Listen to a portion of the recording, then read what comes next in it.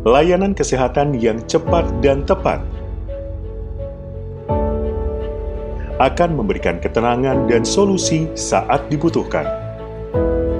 Di masa new normal ini, Poliklinik Anak 24 Jam Rumah Sakit JIH menjadi pilihan utama. Bukan sekedar terbebas dari rasa was-was, tapi ini soal rasa tenang dan kemudahan menjaga kesehatan buah hati. Tenang karena adanya kemudahan proses pendaftaran dan pemeriksaan.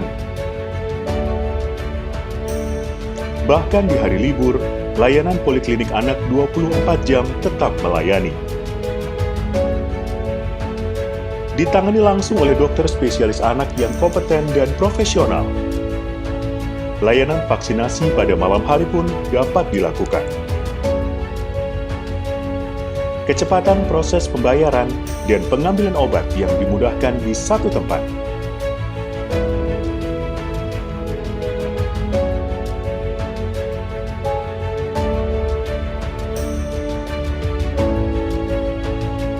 Keceriaan buah hati adalah kebahagiaan kita semua. Aku pilih JIH.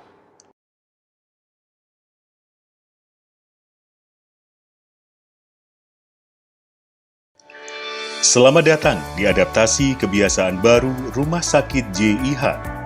Sebagai bentuk komitmen Rumah Sakit JIH dalam menjalankan protokol kesehatan new normal, kami menerapkan konsep safe, fast, and contactless untuk menciptakan rasa aman dan nyaman dalam pelayanan kepada pasien dan pengunjung Rumah Sakit JIH.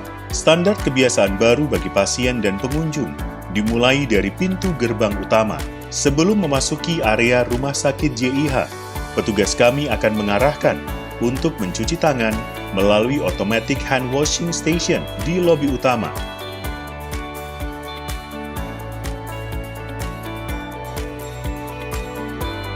Kemudian dilakukan pengecekan suhu tubuh menggunakan high-tech termoinfrared, serta penempelan identifikasi stiker hijau untuk pasien dan pengunjung yang lolos screening. Rumah Sakit JIH juga telah memberikan kemudahan layanan melalui JIH Apps yang dapat diunduh di App Store dan Play Store. Melalui JIH Apps, pasien dapat melakukan virtual check-in untuk pengambilan nomor antrian admisi, check-in perawat, dan check-in farmasi. Selain itu, Anda juga dapat mengetahui jadwal dokter, antrian pasien, dan masih banyak fitur bermanfaat lainnya. Setiap petugas pelayanan Rumah Sakit JIH telah dilengkapi dengan alat pelindung diri sesuai standar dalam melayani pasien untuk saling menjaga kesehatan masing-masing.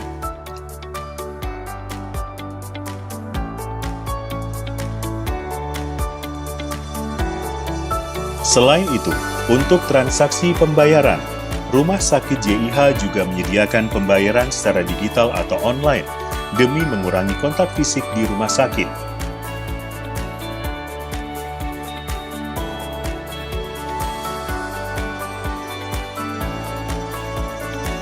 Seluruh fasilitas umum di Rumah Sakit JIH juga sudah menggunakan sistem touchless, mulai dari pengambilan karcis parkir kendaraan, cek suhu badan, tombol lift, hand sanitizer, dan hand wash station. Pembatasan jarak atau physical distancing juga selalu kami terapkan di setiap lini pelayanan. Semoga pengalaman Anda berobat di Rumah Sakit JIH semakin menyenangkan. Aku pilih JIH.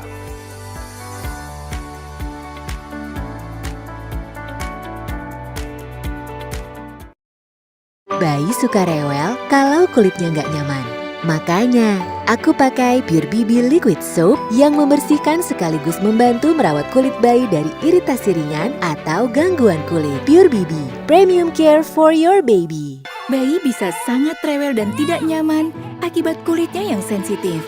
Untuk adik, gunakan Pure BB Soothing Moisturizer Cream yang melembabkan wajah dan tubuhnya. Pure BB, Premium Care for your baby. Saat menghadapi Assalamualaikum warahmatullahi wabarakatuh. Selamat datang di acara Masterclass dengan judul Mengenal Lebih Jauh Tentang Bayi BBLR atau Berat Badan Lahir Rendah. Saya ucapkan selamat datang untuk para peserta yang sudah hadir di acara pagi hari ini. Perkenalkan, saya Vita yang akan memandu acara hari ini kurang lebih 1,5 jam ke depan ya, Bapak Ibu semuanya, sahabat JIH. Dan kali ini kita akan membahas tentang bayi BBLR, yaitu berat badan lahir rendah. Nah, ini mungkin beberapa sahabat CIH masih banyak yang belum tahu sebenarnya BBLR itu apa, seperti apa, dan bagaimana penanganannya atau penyebabnya seperti apa gitu. Nanti kita akan bahas lebih lanjut dengan narasumber kita, yaitu Dr. Dian Anggraini, spesialis anak konsultan neonatologi. Seperti itu. Sebelumnya saya ucapkan selamat datang, Dr. Dian. Assalamualaikum, Dr. Dian. Waalaikumsalam. Ya, baik. Sehat, dokter ya? Alhamdulillah, baik. Ini saya juga akan menyapa ini dari Pure BB, ini salah satu sponsor kita di pagi hari ini yang telah mendukung dan memberikan supportnya sehingga acara Masterclass ini sudah bisa berjalan dengan lancar. Ini ada Ibu Daisy, mungkin sudah join. Ya, Ibu Daisy, terima kasih atas supportnya pada pagi hari ini. Karena produk-produk Pure Baby ini sangat mendukung ibu-ibu dan juga para bayi di Indonesia untuk menjadi lebih baik, karena produk-produk Pure ini selalu memberikan yang terbaik untuk para ibu dan anak di Indonesia. Saya akan membacakan rundown pada pagi hari ini. Yang pertama yaitu pembukaan, yang kedua materi yang akan disampaikan oleh Dr. Dian yaitu mengenai bayi BBLR, kemudian akan ada materi dari Pure BB yang akan disampaikan oleh Ibu Daisy, kemudian ada diskusi tanya jawab, dan terakhir ada foto bersama, pembagian door prize, dan juga penutup. Untuk mempersingkat waktu, mungkin ini saya akan langsung ke materi ya dok ya. Ini tentang bayi BBLR ini sebenarnya apa saja yang menyebabkan bayi bisa menjadi BBLR dan faktor resikonya itu apa saja, dan kemudian seperti apa penanganannya. Ini mungkin kita langsung saja disimak ya penjelasannya Dr. Dian, tapi sebelumnya ini saya mau membacakan CV singkatnya Dr. Dian dulu. Ini saya mohon izin ya dok, saya membacakan CV singkatnya. Ini Dr. Dian Anggraini, spesialis anak konsultan neonatologi. Next.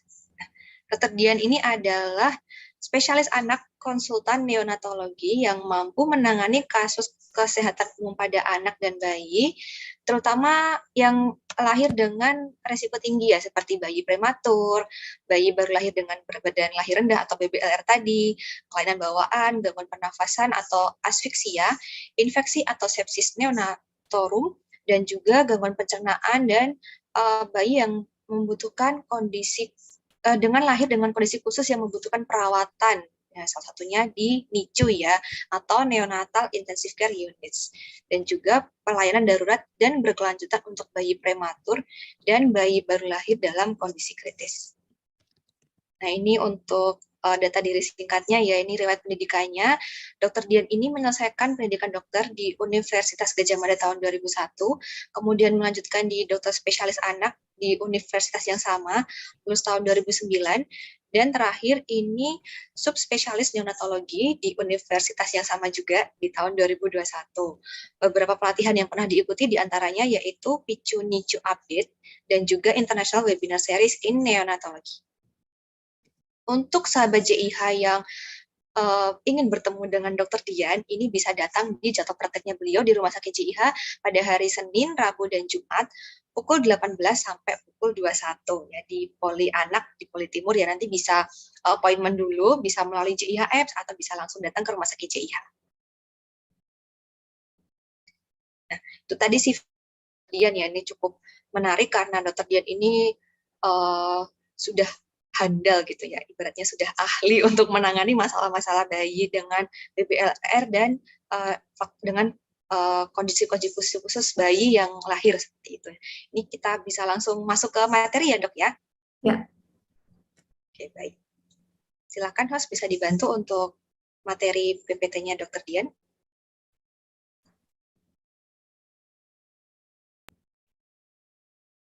Ya. Apakah suara saya bisa terdengar jelas? Mbak Vita? Bisa, dokter. Ya, oke. Baik. Nih, selamat pagi, Assalamualaikum warahmatullahi wabarakatuh. Selamat pagi Mbak Vita, Bapak Ibu sekalian yang bergabung pada acara pagi ini. Terima kasih, saya akan menyampaikan mungkin refreshing gitu ya untuk bayi berat badan lahir rendah. Oke, mungkin bisa selanjutnya ya. Di sini saya sampaikan bahwa bayi dikatakan berat badan lahir rendah itu apabila berat lahirnya kurang dari 2,5 kg atau 2.500 gram ya, atau 2,5 kilo. Jadi semua bayi-bayi yang dengan berat badan lahir seperti itu dikategorikan menjadi bayi dengan berat badan lahir rendah. Meskipun bayi dengan berat badan lahir rendah itu bisa lahir sudah waktunya atau lahir prematur. Jadi bayi dengan berat badan lahir rendah belum tentu bayi tersebut lahirnya pasti prematur. Jadi bisa juga dia sebenarnya sudah cukup waktunya untuk lahir, tetapi lahirnya beratnya kurang. Jadi itu bisa dikategorikan tetap ke berat badan lahir rendah. Memang untuk semakin bayi itu lahirnya semakin kecil, untuk kedepannya juga kurang bagus. Jadi memang kita usahakan bayi itu lahir dengan berat badan lebih dari 2.500. Tetapi apabila karena kondisi-kondisi tertentu dia terpaksa harus dilahirkan di berat badan yang kurang, nah nanti untuk monitor selanjutnya bisa kita lakukan. Jadi seperti itu ya. Selanjutnya, ya. Memang berat badan lahir rendah ini masih merupakan masalah bahkan di negara maju sekalipun, meskipun secara epidemiologi bayi-bayi dengan berat badan lahir rendah ini lebih banyak lahir di kondisi negara yang berkembang gitu ya, yang masih masih memerlukan perawatan yang lebih lanjut. Ini memang lebih banyak di negara-negara yang berkembang. Selanjutnya, ya, apa sih yang menyebabkan seorang bayi itu terpaksa harus lahir rendah gitu ya? Ada beberapa faktor, meskipun faktor-faktor ini bisa sendiri atau bisa juga secara simultan gitu ya, secara dia ada faktor ibu. Jadi intinya ada 3, faktor ibu, kemudian faktor plasenta, kemudian faktor janinnya itu sendiri. Jadi faktor ibu apa sih yang bisa menyebabkan seorang bayi itu lahir rendah? Apabila usia ibunya masih kecil gitu ya, masih di bawah 18 tahun, memang kita usahakan kehamilan itu adalah kehamilan yang terencana ya gitu ya. Jadi ibunya sudah usianya lebih dari 18 tahun atau lebih dari 40 itu juga akan berisiko bayi itu lahir untuk beratnya kurang. Kemudian kelahiran yang lebih dari 3, menurut penelitian memang banyak kelahiran atau paritas yang banyak lebih dari 3 ini akan menghasilkan bayi yang beratnya kurang. Kemudian apakah ibunya menderita penyakit? Itu juga bisa. Atau komplikasi dari kehamilan yang mungkin Bapak Ibu sekalian pernah mendengar gitu ya, keracunan kehamilan atau secara medis itu disebut preeklamsi. Nah, itu bisa menyebabkan bayinya itu juga kondisinya lahir rendah atau status gizi ibu. Makanya kenapa kita monitor sebelum seorang ibu itu hamil gizinya, jadi gizinya harus baik itu karena ibu-ibu yang status gizinya kurang baik itu berisiko juga dia akan melahirkan bayinya kecil. Nah, kebiasaan ibu itu juga sangat penting ya. Sekarang di era yang bisa dikatakan modern ini mungkin kebiasaan-kebiasaan yang kurang baik dalam tanda kutip seperti perokok itu mungkin sudah lazim kita temui ya.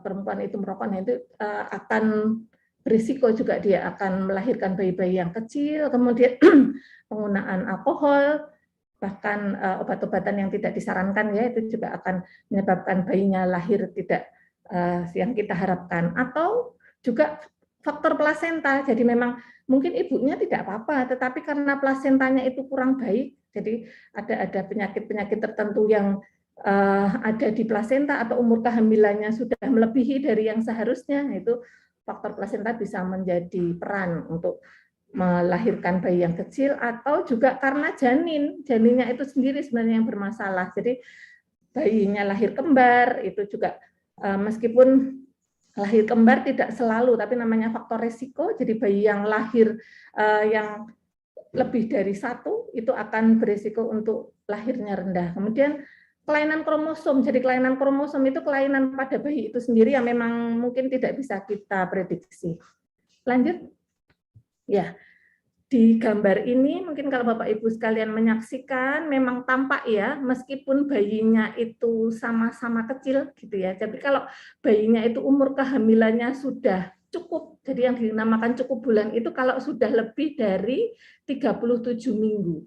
Jadi umur kehamilan yang lebih dari 37 minggu bisa dikatakan itu adalah lahir yang cukup bulan, seorang bayi itu sudah cukup waktunya untuk lahir, tapi apabila kurang dari 37 minggu itu dinamakan bayi yang kurang bulan atau lahir yang prematur. Semakin kecil umur kehamilannya, maka berat lahirnya juga otomatis akan semakin kecil. Jadi kalau yang bayinya itu kecil tetapi penampakan, jadi penampakan secara klinis kalau bisa dikatakan itu berbeda ya antara bayi yang prematur dengan bayi yang lahirnya sudah cukup bulan.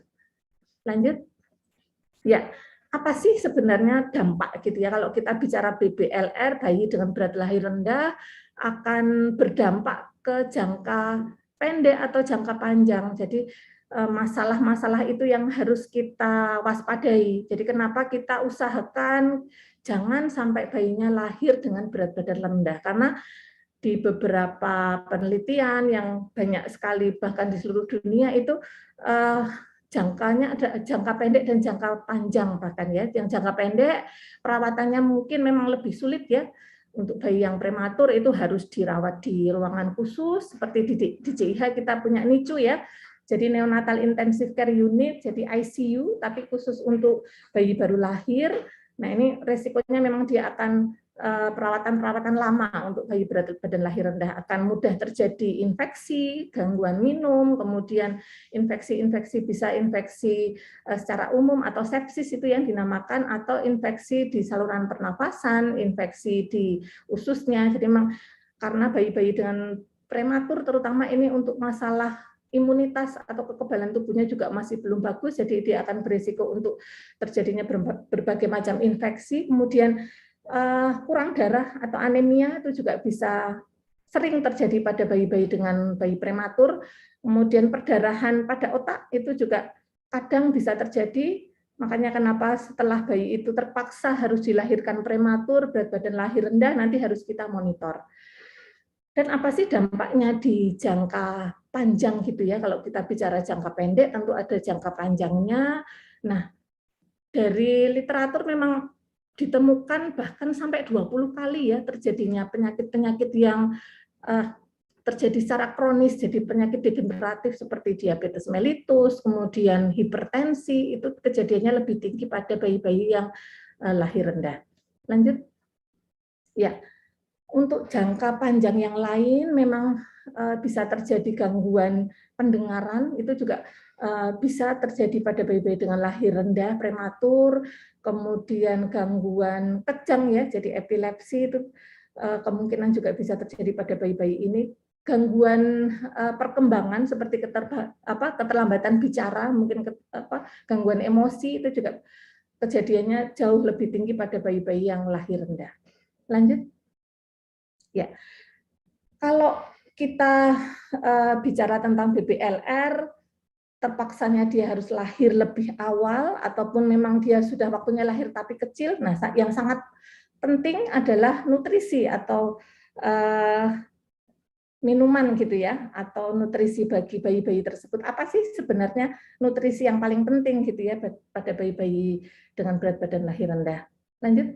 Nah, dari gambar ini bisa diceritakan gitu ya istilahnya. Ini yang di bawah adalah yang angka 16 sampai 40 itu adalah umur kehamilan. Jadi bayi itu secara fisiologis atau secara normalnya dia akan mengalami penambahan berat yang cukup banyak. Jadi kalau bayi itu waktu awal umur kehamilan itu adalah pembentukan organ, jaringan tubuhnya. Kemudian setelah sampai sekitar usia 7 bulan, 26 minggu sampai 36 minggu itu dia akan bertambah berat badannya. Jadi bisa dibayangkan di sini kalau dia terpaksa lahir di umur kehamilan 32 minggu gitu ya, atau kurang dari 37 itu, tentu kecepatan penambahan ini dia akan bermasalah. Jadi setelah dia lahir, kita harus upayakan pencapaian berat badannya itu seperti saat dia di dalam kandungan. Jadi target itu kalau dia sudah kondisinya stabil sekitar 15 gram per kilo per hari yang kita harus capai. Lanjut. Nah, ASI ya, bicara tentang ASI memang tidak akan pernah habis ya. Jadi mungkin Bapak Ibu sekalian sudah tahu, sudah paham gitu ya bahwa ASI itu adalah pilihan yang utama. Tidak ada makanan atau minuman lain yang paling cocok untuk bayi kecuali ASI atau air susu ibu. Jadi memang ASI itu sudah zat yang paling ajaib istilahnya gitu ya, karena memang dia adalah pilihan utama. Kenapa? Karena memang di ASI itu banyak sekali kandungan-kandungan yang tidak bisa tergantikan oleh cairan tubuh yang lain ya, termasuk air susu ibu-ibu mamalia lain ya, kalau kita kenal mungkin susu formula gitu ya, karena memang untuk ASI-ASI ini untuk efek secara jangka panjang juga sangat bagus dibandingkan dengan yang pemberian susu formula.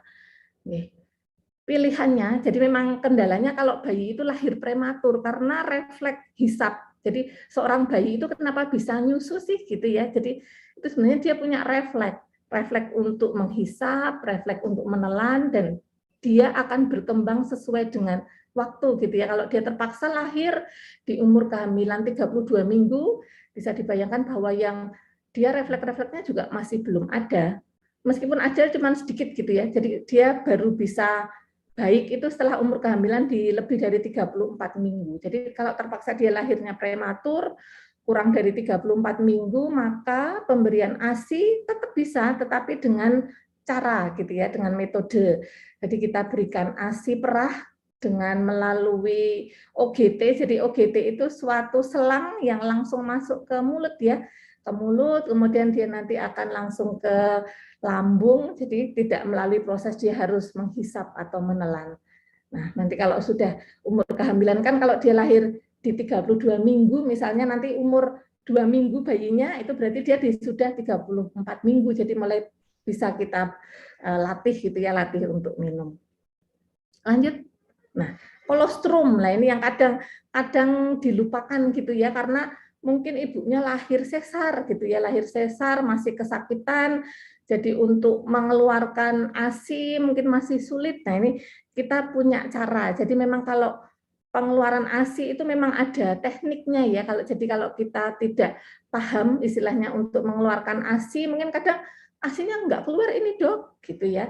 Mungkin caranya. Jadi kalau caranya kita bisa, nanti kalau misalnya ibu-ibu sekalian gitu ya, kok sulit ya ini kayaknya mungkin punya pengalaman ya, kok saya nggak keluar ya dok, ini ASInya waktu di hari pertama, lah mungkin cara pengeluarannya. Kadang kalau cara pengeluarannya kurang tepat, tekniknya kurang tepat, juga ASInya sulit untuk dikeluarkan. Jadi secara normal sebenarnya ada proses namanya laktogenesis. Jadi sejak si ibu tersebut hamil itu sebenarnya sudah dimulai itu untuk si ASI itu sudah ada di kelenjar-kelenjar payudara. Jadi setelah stabil nanti sekitar 1 sampai kalau bisa jangan sampai lebih dari 6 jam ASI itu tidak dikeluarkan gitu ya, karena itu ternyata memang sangat berpengaruh. Jadi kalau terlalu berlama-lama, udahlah nanti aja, nah itu nanti akan agak macet gitu ya. Jadi kalau bisa dalam waktu kurang dari 6 jam, ASI itu harusnya segera dikeluarkan gitu ya,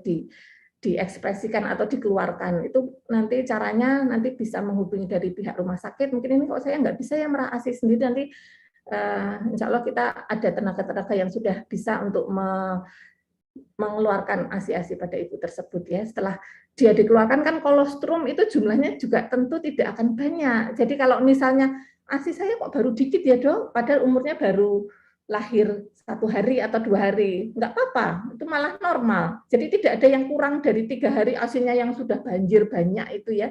Jadi nggak apa-apa kalau hanya 1 tetes itu sudah banyak, sudah sangat banyak, dan itu sangat penting terutama pada bayi-bayi kecil. Jadi jangan disepelekan istilahnya ya, saya nanti aja deh ASInya, kalau perlu malah susu formula aja gitu. Padahal kolostrum ini tidak tergantikan dan sudah terbukti bahwa kolostrum meskipun hanya 1 tetes, misalnya bayinya kecil, nanti kita oleskan. Jadi hanya dioleskan di mulut, di mulutnya bayi, kita oleskan di pipi gitu ya, kanan kiri, ya itu juga akan merangsang sistem imun pada bayi. Jadi meskipun hanya sedikit, jangan diremehkan, yang sedikit itu sudah merangsang untuk kekebalan tubuh bayi-bayi kecil kita yang kekebalannya masih sangat lemah itu untuk segera membuat kekebalan yang bagus gitu ya. Ya, jadi kalau dia sudah dikeluarkan nanti kita berikan, kalau bisa nanti minimal 5 kali dalam 24 jam itu diperah ASI-nya. Jadi kalau misalnya dalam suhu ruang sebenarnya 6 sampai 8 jam sih masih oke gitu ya. Misalnya ibunya normal bisa pulang, nanti tidak usah terlalu khawatir, mungkin diperah, mungkin bisa langsung dikirimkan ke rumah sakit. Kalau misalnya di lemari pendingin ya sekitar 2 kali 24 jam, kalau di freezer itu ya yang khusus bisa sampai 6 bulan. Lanjut. Nah, ini gambar-gambar untuk cara pemberiannya ya. Cara pemberian bisa dengan sendok. Jadi atau misalnya dia sudah mulai refleks hisapnya baik, yang saya katakan tadi di atas 34 minggu, nah itu bisa diberikan lewat sendok atau lewat cangkir ya. Jadi bayi-bayi yang sudah di atas 34 minggu dia akan bisa menghisap. Jadi nanti juga ada caranya pemberian dengan sendok itu. Jadi bukan seperti kita nyuapin ya, itu beda. Jadi ada tekniknya untuk pemberian ASI perah dengan sendok atau dengan gelas kecil gitu ya, itu juga ada caranya. Lanjut. Nah, apa sih yang harus kita pantau? Misalnya bayinya tuh alhamdulillah sudah pulang gitu ya, sudah pulang, nanti setelah pulang 2 hari kontrol, kalau baik nanti bisa 1 minggu, semakin lama nanti mungkin kontrolnya juga semakin panjang gitu ya, tapi yang penting harus kontrol. Karena kenapa? Bahkan bayi yang lahir cukup, jadi bayi yang di atas 2,5 pun mungkin bisa bermasalah. Jadi tidak selalu bayi yang dia lahir baik-baik aja akan selalu baik-baik aja. Kenapa? Karena memang kita harus pantau, karena di perjalanan itu mungkin bisa berubah. Jadi kenapa kita populerkan buku PINK itu ya, buku KIA, mungkin kalau di JIH sudah dimodifikasi sih oke, enggak apa-apa. Yang penting monitor, itu yang sering kita lupakan. Karena sudah lahir baik ya sudahlah, masuk imunisasi biasa aja. Tapi yang penting kalau apalagi pada bayi-bayi yang lahir rendah, monitornya harus lebih ketat. Ya, kemudian yang penting adalah itu tadi monitor, kemudian imunisasi. Mungkin imunisasi kalau Bapak Ibu sekalian mengenal imunisasi yang wajib, imunisasi yang tambahan gitu ya. Jadi sebenarnya kalau sebagai dokter anak, kami itu menyarankan semuanya harusnya diberikan. Tapi kenapa sih istilah wajib dan tidak wajib gitu ya? Wajib itu maksudnya kalau Bapak Ibu sekalian ke puskesmas itu gratis, yang wajib itu. Jadi yang tambahan itu karena memang harus mengeluarkan biaya ekstra gitu ya, biaya yang di luar yang wajib itu untuk membeli vaksin-vaksin. Tapi untuk yang bayi-bayi yang lahir rendah ataupun bayi-bayi yang bermasalah memang sebaiknya diberikan imunisasi yang secara komplit gitu ya. Dan semua vaksin adalah sesuai dengan umur. Jadi umur itu ada namanya umur kronologis. Jadi umur kronologis misalnya dia lahir 32 minggu prematur tadi ya, tetapi lahir usianya 1 bulan, itu namanya umur kronologis, atau bisa dikatakan juga umur koreksi. Mungkin nanti kalau mau belajar lebih lanjut nanti bisa saya terangkan lebih lanjut. Nih, lanjut. Nah, untuk kurva ya, jadi untuk kurva bayi yang prematur itu tidak bisa langsung diplotkan di kurva yang buku-buku biasa itu ya. Jadi yang buku biasa itu untuk umur-umur yang sudah di atas 40 minggu atau paling tidak 37 minggu ya. Jadi bayi yang lahir cukup bulan itu bisa langsung digambar gitu ya, diplotkan di titik-titik. Tapi untuk yang bayi prematur itu harus ada umur koreksi. Ya, jadi yang penting harus dikoreksi. Lanjut. Nah, untuk pemantauan yang lain selain dari berat, juga yang tidak kalah penting adalah lingkar kepala. Kadang kita yang suka lupa ya, jadi yang cuman ditimbang aja, tapi panjangnya, jadi bayi itu kalau masih di bawah 2 tahun itu panjang badan istilahnya, bisa tinggi badan kalau udah di atas. Jadi kalau berat badan, panjang badan atau tinggi badan, dan lingkar kepala itu minimal 3 indikator yang harus kita monitor. Nah itu harus selalu, paling enggak setiap bulan sekali itu harus harus tahu kalau untuk lingkar kepala, tinggi badan, kalau pada 1 bulan pertama memang paling nggak setiap minggu ya. Kalau berat kan kalau dia masih masa-masa stabilisasi mungkin setiap hari harus kita pantau. Kemudian minumnya apa, pipisnya bagaimana, kencingnya, ee-nya gimana, itu juga harus kita pantau. Nah, tanda bahaya itu juga sangat penting. Jadi apabila seorang bayi sudah boleh pulang, jadi kalau kondisinya stabil kan boleh pulang gitu ya, boleh pulang, dipulangkan dari rumah sakit, harus dimonitor. Kapan sih si bayi itu harus segera dibawa lagi ke rumah sakit?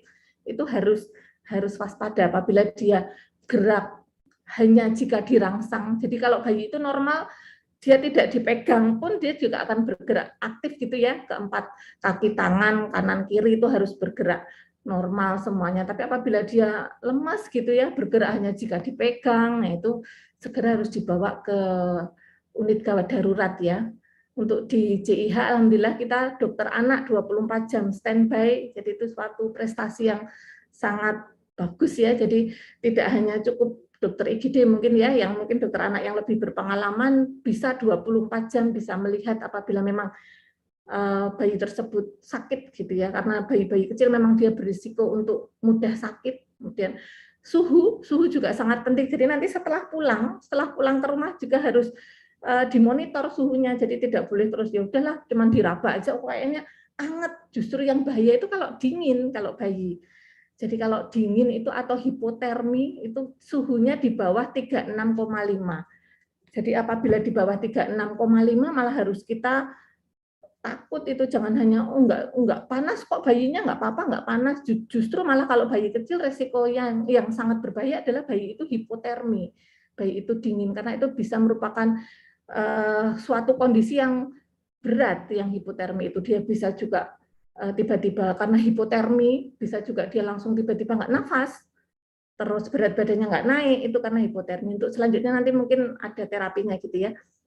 Kemudian bayinya tampak kuning, terus nafas. Jadi nafas bayi itu normal dalam 1 menit itu minimal 40 ya, 40 sampai 60 kali. Memang kalau mau kita hitung nafas bayi itu harus 1 menit, tidak boleh 15 detik kalikan 4 gitu, nggak boleh. Jadi harus 1 menit, karena memang secara normal bayi itu akan kadang napasnya agak cepat, nanti lambat, nanti agak cepat, karena memang itu secara normal, apalagi pada bayi-bayi kecil. Jadi harus kita sering hitung gitu ya, dalam 1 menit apakah dia nafasnya kurang dari 40 kali dalam 1 menit atau lebih. Nah, itu merupakan tanda bahaya yang harus segera dibawa ke rumah sakit. Atau diare ya gitu, BAB-nya lebih dari biasanya, atau kejang. Nah, ini kejang yang agak sulit ya, nanti mungkin selanjutnya.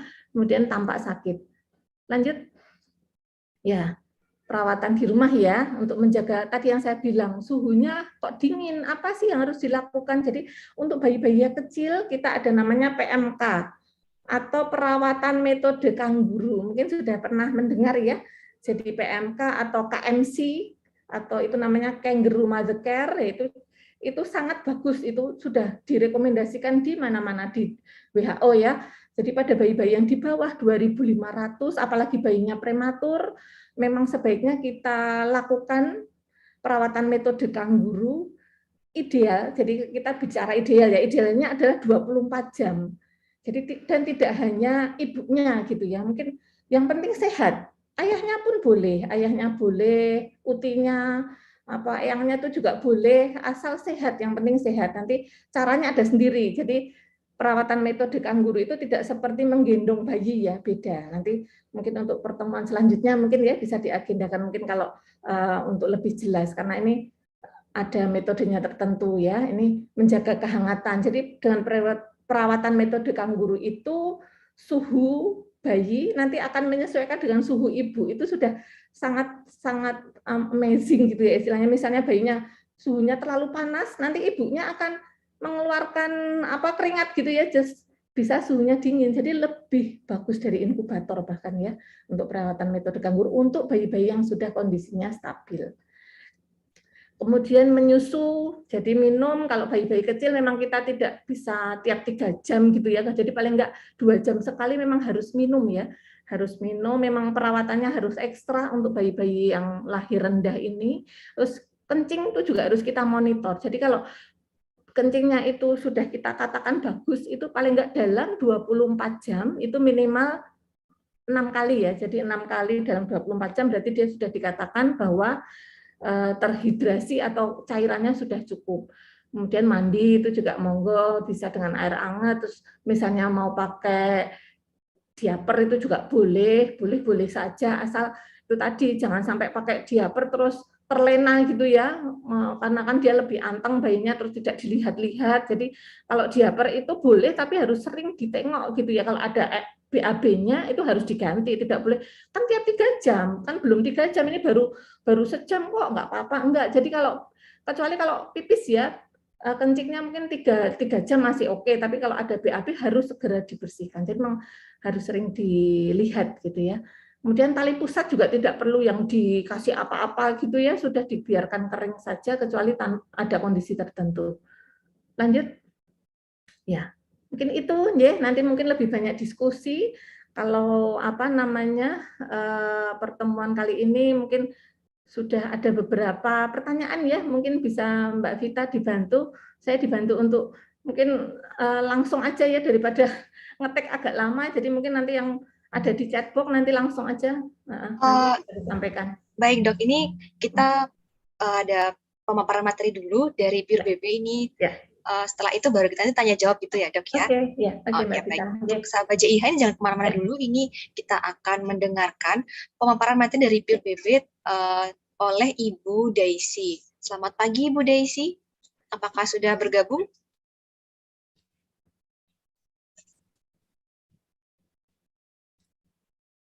Halo, selamat pagi Bu Daisy. Pagi. Oh iya, baik. Selamat pagi Bu Daisy. Bagaimana kabarnya Ibu? Baik. Maksudnya tadi habis olahraga jadi langsung join ya. Iya, baik.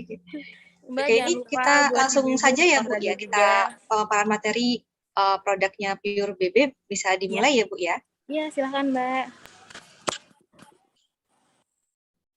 Halo, selamat pagi ibu-ibu sekalian. Juga untuk Dokter Dian Anggraini dan juga Mbak Vita. Selamat pagi semuanya. Semoga selalu sehat. Di sini saya akan memaparkan beberapa informasi mengenai produk kami, yaitu untuk treatment untuk bayi dengan kulit sensitif terutama. Oke, pertama untuk kulit sensitif, mari Mbak boleh dilanjutkan. Nah, ini untuk salah satu ciri-ciri kulit bayi, salah satunya pasti kulit bayi itu jauh lebih tipis dibandingkan kulit orang dewasa ya. Juga ikatan selnya masih longgar, zat-zat yang menempel pada permukaan kulit itu mudah terserap. Jadi biasanya kalau bayi, terutama bayi newborn dan bayi prematur, itu kulitnya mudah sekali menyerap benda-benda yang menempel pada kulitnya. Contohnya untuk mandi, itu kan kalau misalnya mandi menggunakan produk yang masih mengandung SLS atau deterjen, kulitnya itu menjadi kering karena efek dari deterjen itu salah satunya adalah menyerap kelembapan. Lalu untuk pertahanan pada permukaan kulitnya sendiri itu masih belum sempurna, jadi mudah sekali terkena iritasi dan juga gangguan kulit lainnya. Oke, bisa next Mbak. Nah, untuk pH kulit bayi sendiri itu sebenarnya ada di 5,5. Di sini produk dari Pure BB sendiri itu sudah semuanya itu pH-nya 5,5 ya ibu-ibu, di mana pH itu salah satu ukuran derajat keasaman yang digunakan untuk menyatakan tingkat keasaman atau kebiasaan. Jadi pH yang normal untuk bayi itu di angka 5,5. Oke, next Mbak. Untuk jenis kulit bayi sendiri itu ada 2, yaitu kulit normal dan juga kulit sensitif. Di sini untuk bayi dengan jenis kulit normal itu salah satunya terasanya lembut dan juga kenyal saat disentuh, juga halus tanpa adanya kemerahan, kering atau masalah kulit lainnya. Sedangkan untuk kulit sensitif itu untuk bayi kulitnya cenderung kering, di mana saat disentuh itu terasa kasar, bersisik dan kadang itu mengelupas. Jadi kalau disentuh sedikit saja tuh sudah timbul kemerahan atau iritasi gitu. Untuk kulit bayi dengan jenis kulit atopik atau dermatitis atopik, ciri-cirinya merupakan kulitnya itu mengalami iritasi dan kemerahan yang terlihat jelas, juga terdapat ruam, juga biang keringat. Kulit ini juga terkadang mengalami eczema, lalu juga biasanya kulitnya itu jika terkena matahari, sinar matahari, atau terkena produk yang tidak cocok untuk kulitnya, dia akan langsung bereaksi seperti itu. Next, Mbak. Nah, untuk perawatannya sendiri pasti harus ekstra ya, terutama untuk jenis bayi kulit sensitif itu sendiri, di mana kalau misalnya jenis kulit sensitif itu kan produksi keringatnya atau kelenjar keringatnya itu lebih sedikit, juga di mana bayi itu kan jarang berkeringat ya, karena pasti selalu terkena AC, pasti selalu di dalam ruangan dingin, seperti itu. Nah, kulitnya ini masih sangat rentan terhadap iritasi dan juga alergi, di mana zat imun pada kulit itu belum kuat dan ikatan antara selnya itu strukturnya lebih tipis, juga lebih mudah terbakar ketika terkena sinar ultraviolet, di mana kalau misalnya bayi newborn itu kan pasti dijemur ya. Nah, itu tuh masih sangat penting untuk menggunakan sunblock. Juga untuk anak-anak juga masih harus menggunakan sunblock ketika berenang, terutama jika di luar ruangannya itu lama, antara 2-3 jam. Mari Mbak, bisa di next. Nah, untuk parameter penting ini, untuk produk-produk dari Pure BB sendiri itu semuanya sudah low hazard, di mana low hazard itu merupakan standar yang digunakan oleh kami, di mana bahan baku yang kami gunakan untuk semua produk Pure BB itu di level yang terendah untuk levelnya itu sudah low iritan dan juga sudah green index, seperti itu. Jadi aman untuk digunakan sejak newborn dan juga baby prematur. Next, Mbak. Nah, ini bisa di next, Mbak. Ini juga salah satu contoh dari tingkatan hazard itu sendiri. Di sini ada low hazard, moderate hazard, dan juga high hazard. Nah, bisa di next aja, Mbak, yang ini. Untuk Pure BB semuanya itu di low hazard ya, di mana bahan yang kita gunakan itu natural, bahan alami, dan juga aman di kulit bayi, terutama kulit bayi sensitif. Next, Mbak. Nah, untuk SLS sendiri, di sini bisa di next aja, Mbak. SLS sendiri itu nama lainnya banyak sekali, cuman yang mungkin ada di label belakang produk adalah sodium lauryl sulfate, deterjen, atau anionic surfaktan. SLS sendiri itu adalah foam booster, di mana SLS itu membuat busa. Mungkin kalau ibu-ibu sekarang pasti mindsetnya ketika kita memandikan bayi, itu kan harus bersih dan keset. Tetapi keset itu tidak selalu bagus ya. Jadi untuk penggunaan produk dari kami itu busanya tidak banyak, dikarenakan tidak mengandung SLS dan juga aman untuk bayi dengan kulit sensitif, newborn, dan juga prematur. Jadi walaupun tadi kan kata Dokter Dian kan untuk bayi itu sendiri kan masih tetap harus mandi ya untuk menjaga kebersihannya. Itu bisa menggunakan air hangat dan juga harus mengganti popok. Nah, itu kan harus selalu dibersihkan ya di daerah nepi itu. Dan juga produk dari kami, terutama Pure BB Liquid Soap ini, aman digunakan sejak newborn, bayi prematur, dan juga bayi yang sehabis keluar dari NICU. Bisa next, Mbak. Nah, ini adalah nama-nama lain dari SLS, itu banyak sekali ya Ibu-Ibu. Ini tuh nggak cuma ini aja, nama lainnya cuman yang sering ada di label belakang produk itu salah satunya ini dari 5 ini atau deterjen bahasa lebih mudahnya. Oke, next Mbak. Nah, untuk SLS ini salah satunya memiliki efek melucuti lapisan minyak dan kemudian mengiritasi dan mengikis kulit. Nah, tadi sebelumnya saya sudah bilang jika SLS ini itu kan bayi itu kan menyerap kulitnya itu menyerap benda-benda yang ditempelkan kan. Jadi salah satunya jika kulit bayinya kering, terus mandinya masih menggunakan sabun yang mengandung deterjen atau SLS, pasti akan menjadi lebih kering. Nah, di sini untuk produk Pure BB Liquid Soap sendiri itu tidak mengandung SLS dan juga mengandung triple moisturizer, di mana itu akan melembabkan kulit bayi walaupun bayinya itu misalkan mandi itu tetap menjaga kelembapannya karena mengandung triple moisturizer itu sendiri. Oke, bisa di next, Mbak. Nah, ini untuk literatur referensi dari SLS itu sendiri yang tadi sebelumnya saya paparkan. Untuk bisa di next saja, Mbak. Nah, ini untuk masalah kayu kulit bayi itu salah satunya ada biang keringat, ruam susu, dermatitis, dan ruam popok.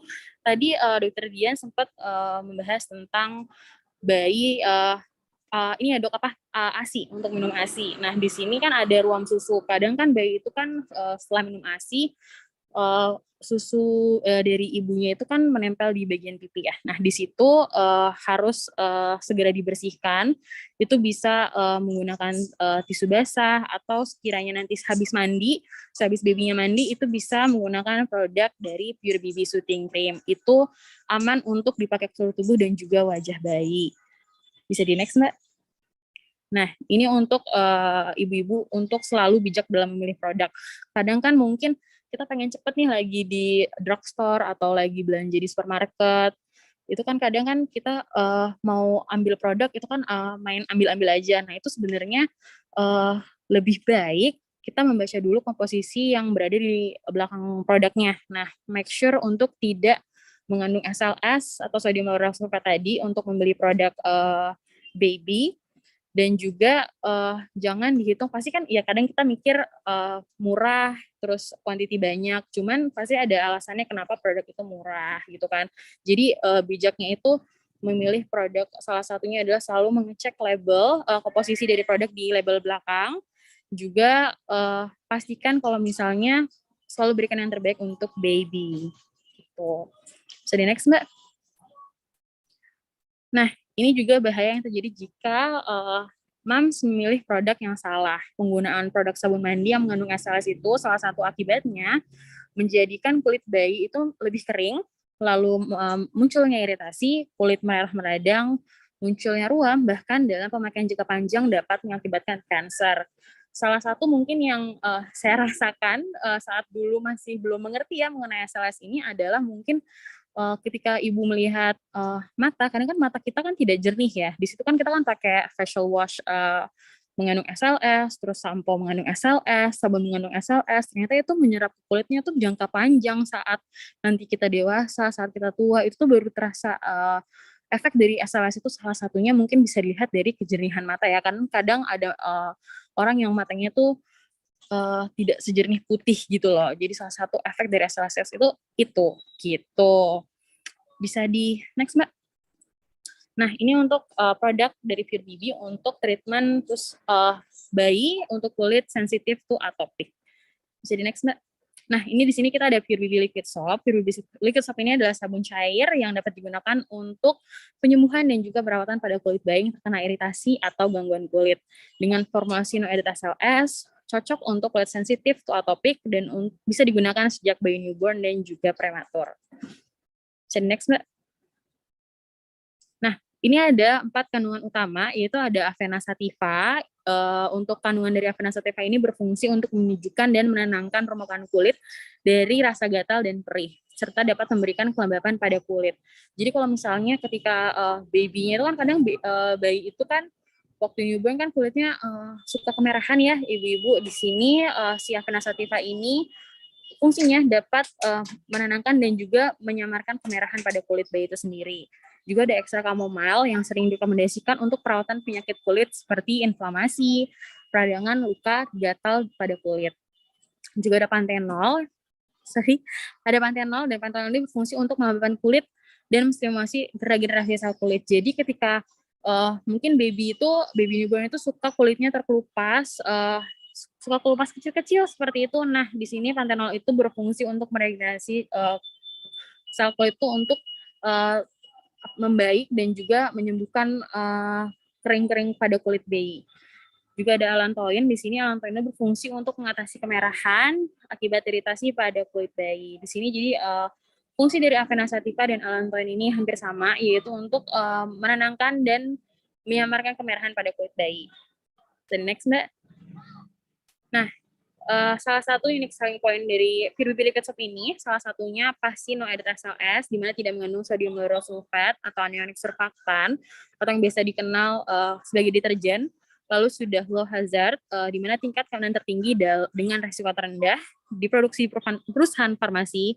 Jadi standar produksinya terjamin dan pasti ibu jauh lebih yakin untuk menggunakan Pure BB Liquid Soap.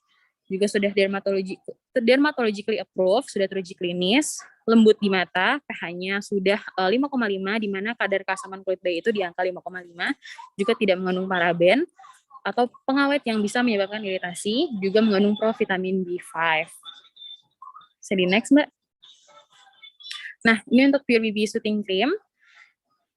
Di sini untuk Pure BB Soothing Cream ini merupakan pelembab atau moisturizer yang efektif untuk baby dengan kulit kering, gatal, dan sensitif, dapat digunakan sejak baby newborn dan juga bayi prematur. Salah satu fungsinya adalah dapat mengatasi eksem ringan, mengatasi dermatitis atopik, mengatasi seborrheic, juga dapat melembabkan kulit bayi selama 24 jam. Untuk Pure BB Soothing Cream ini aman digunakan ke seluruh tubuh juga wajah ya ibu-ibu karena sudah low hazard. Kalau misalnya mungkin babynya iseng gitu ya, masukin tangan ke mulut, itu juga sudah aman karena sudah low hazard itu sendiri dari Pure BB produknya. What the next, Mbak?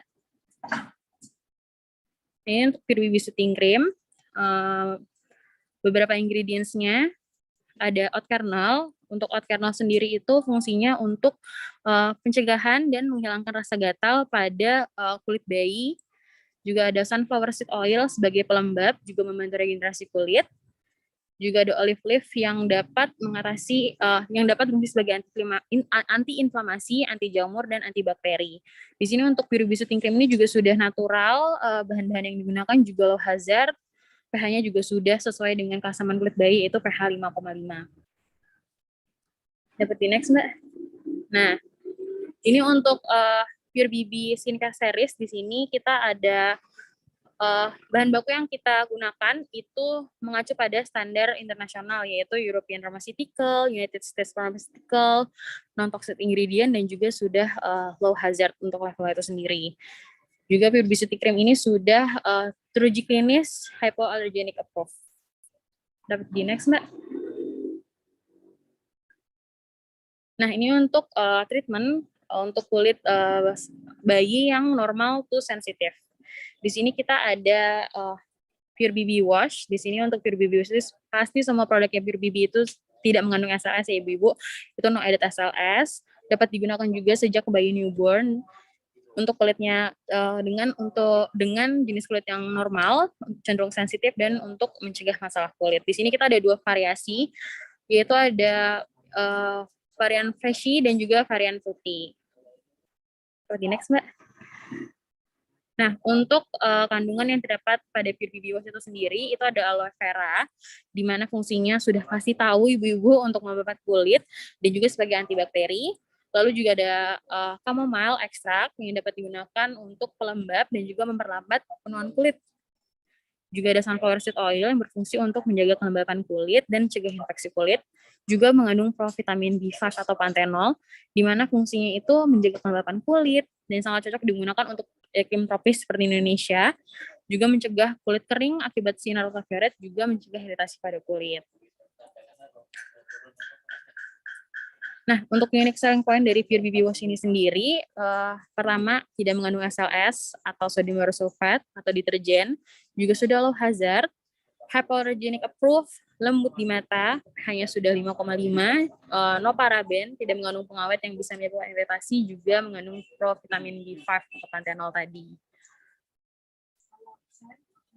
Nah, untuk pairingnya, kita di sini ada Pure BB Lotion. Jadi Pure BB Lotion ini fungsinya hampir sama, yaitu seperti Soothing Cream tadi, menjaga kelembapan dan kelembutan kulit normal pada bayi, mengandung cocoa butter, aloe vera, dan juga sunflower seed oil yang berfungsi sebagai 3 action moisturizer. Itu ada fungsinya untuk antioksidan, antiinflamasi, dan regenerasi kulit.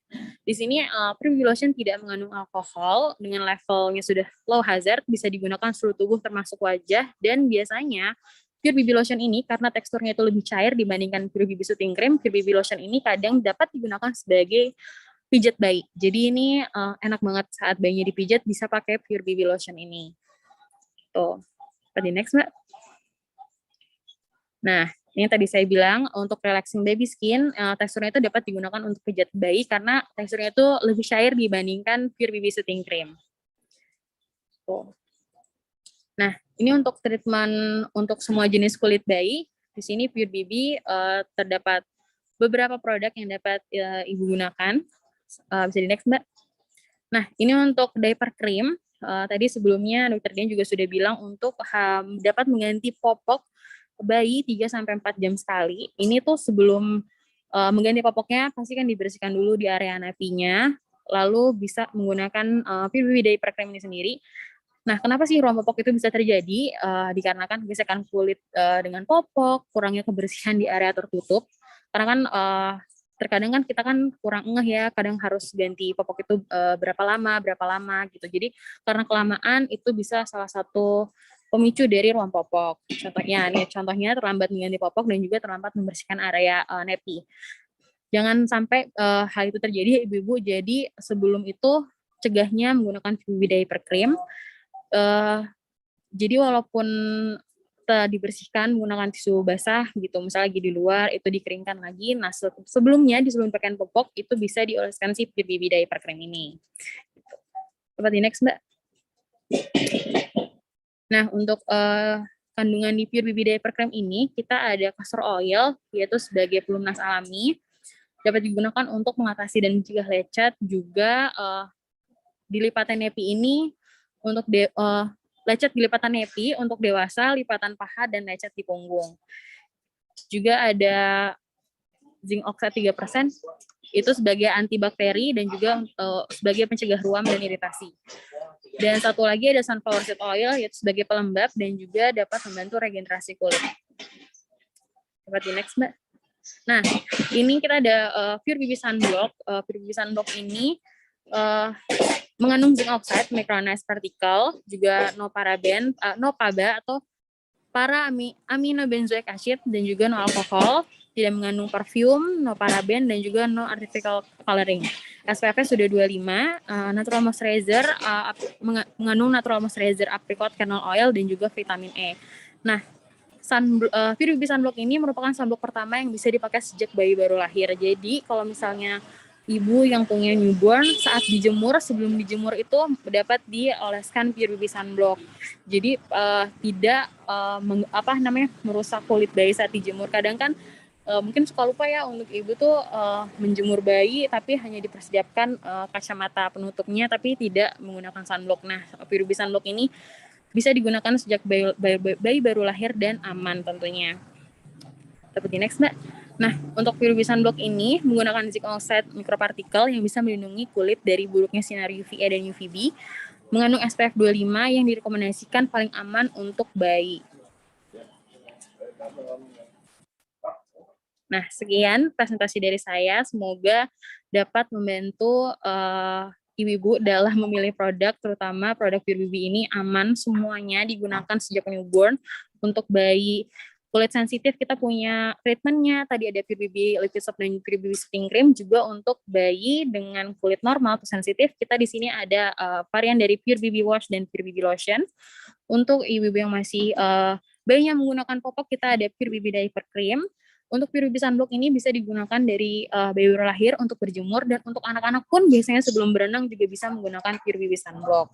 Sekian presentasi dari saya. Terima kasih untuk Mbak Vita dan Dr. Dian atas waktunya. Saya kembalikan lagi ke Mbak Vita. Terima kasih.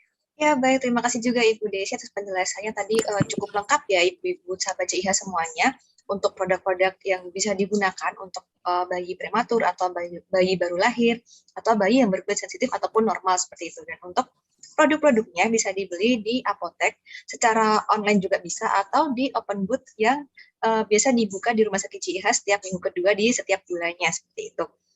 Terima kasih Bu Desi atas penjelasannya, dan ini saya kembali ke Dr. Dian ya. Ini kita mau diskusi tanya jawab, ini sudah banyak sekali pertanyaan yang ditulis di kolom chat.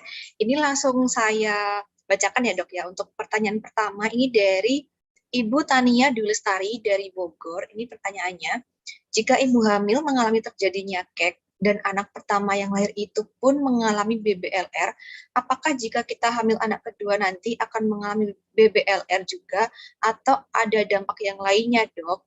Dan pertanyaan kedua,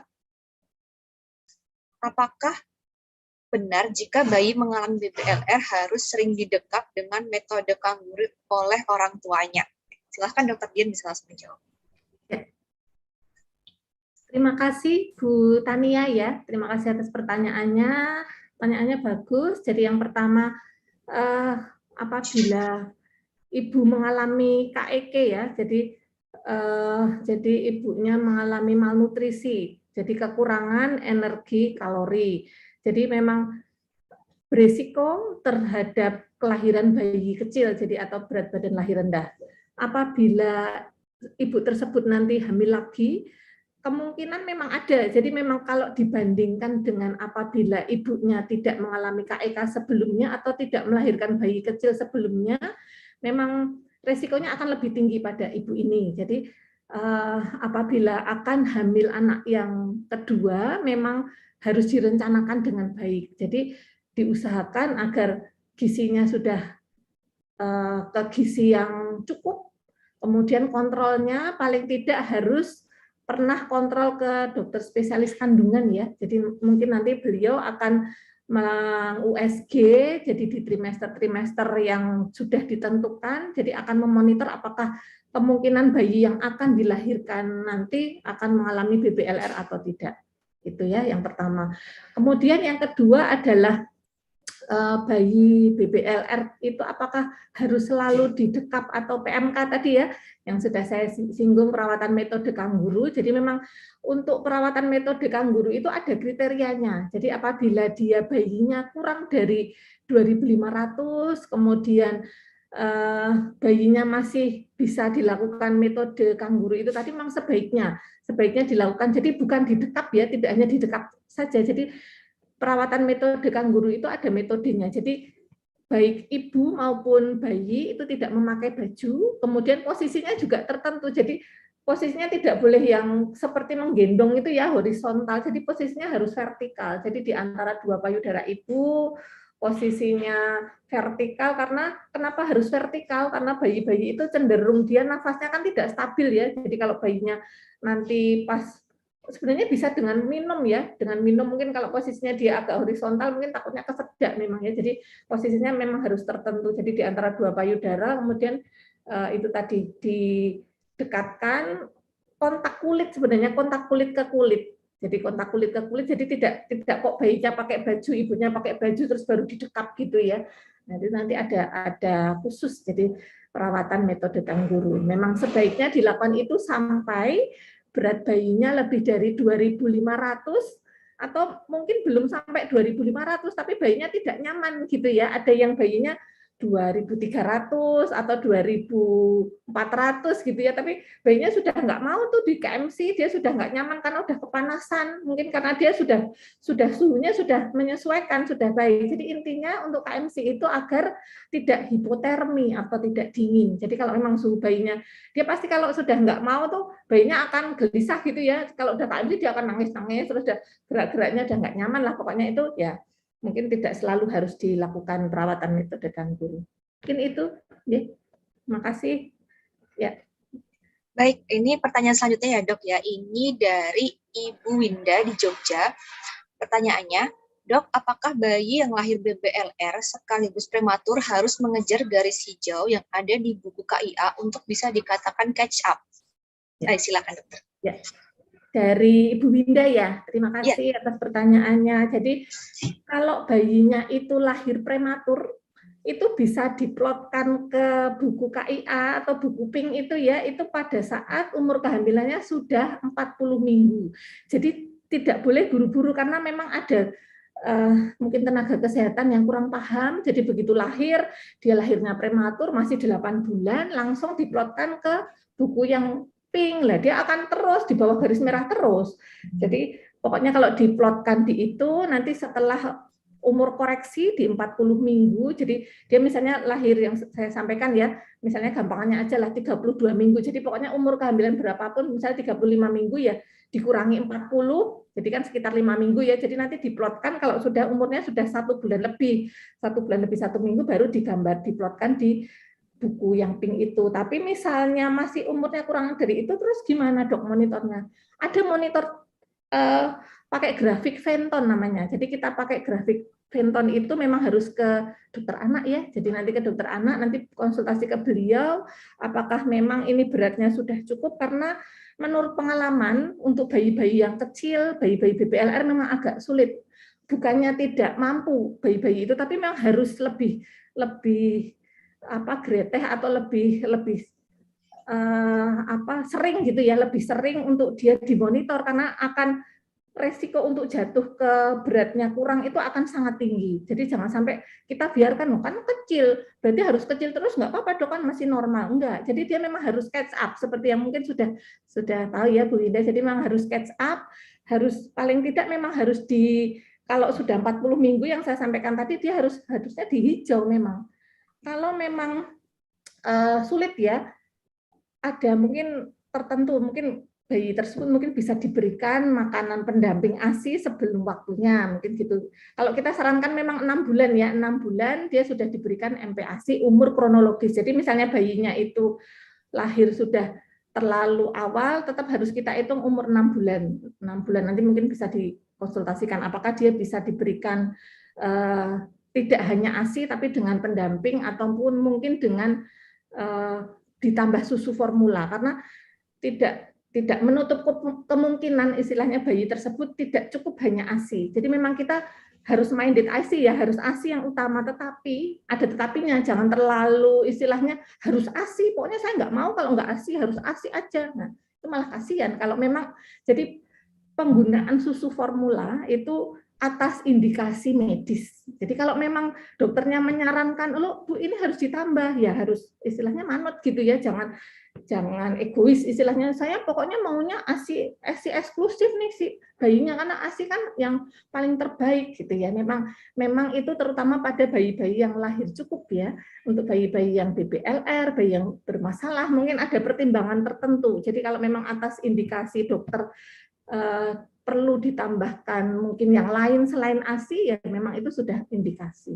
Itu memang kita harus catch up istilahnya itu tadi. Tidak boleh bayi yang kecil itu harus kecil terus, itu nggak harus, dia harus mengejar ketinggalannya. Gitu nih. Makasih. Oke, baik, terima kasih dokter. Berarti ini harus benar-benar dipantau ya dok ya, harus benar-benar diusahakan untuk berat badan bayi itu sesuai seperti usianya gitu ya dok ya, agar tidak tertinggal seperti itu.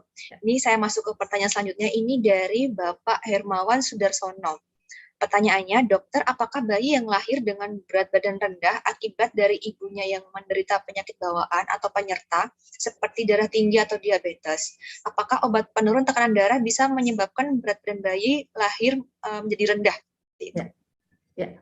Terima kasih Pak Hermawan atas pertanyaannya. Jadi gini, intinya kalau memang ada penyakit penyerta pada ibu, itu memang bisa beresiko melahirkan bayi-bayi yang bermasalah, istilahnya gitu ya, bayi-bayi yang entah yang bayi harus lahir lebih awal atau memang dia sudah cukup waktunya tetapi bayinya lahirnya kecil, karena memang harus dipantau istilahnya gitu ya. Kalau memang ibu tersebut punya darah tinggi, memang harus kita konsultasikan dengan ahlinya. Jadi kalau memang dari dokter ahli tersebut menyarankan untuk pemberian, sebenarnya obatnya itu sudah disesuaikan, karena tidak semua obat yang penurun tensi itu memang bisa diberikan pada ibu hamil. Jadi dokter-dokter tersebut sudah kompeten, jadi kalau memang harus diberikan obat, harus diminum.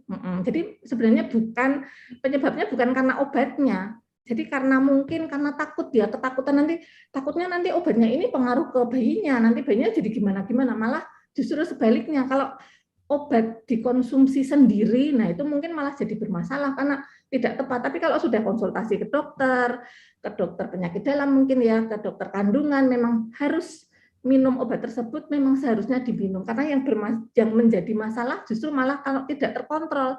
Jadi kalau tensinya tidak terkontrol, tentu dengan tensi yang tidak terkontrol itu akan menyebabkan aliran darah yang tidak maksimal ke janinnya, yaitu malah justru yang akan menyebabkan bayinya lahir bayinya kecil, atau bayinya sudah cukup waktunya tapi kecil, atau lahir prematur. Itu banyak sekali terjadi karena ketakutan dari mungkin orang tua yang mungkin, mohon maaf, kurang begitu paham, karena takutlah minum obat ini nanti jadi bayinya sakit, takut minum, malah justru kalau dokter kan justru lebih paham, beliau sudah tahu kalau tidak dikontrol tensinya malah justru yang bermasalah akan bayinya.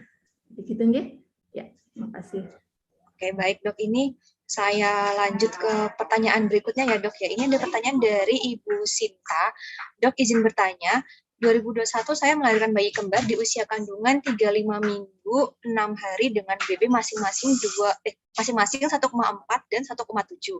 Alhamdulillah untuk screening otak, mata, dan telinga semuanya pas.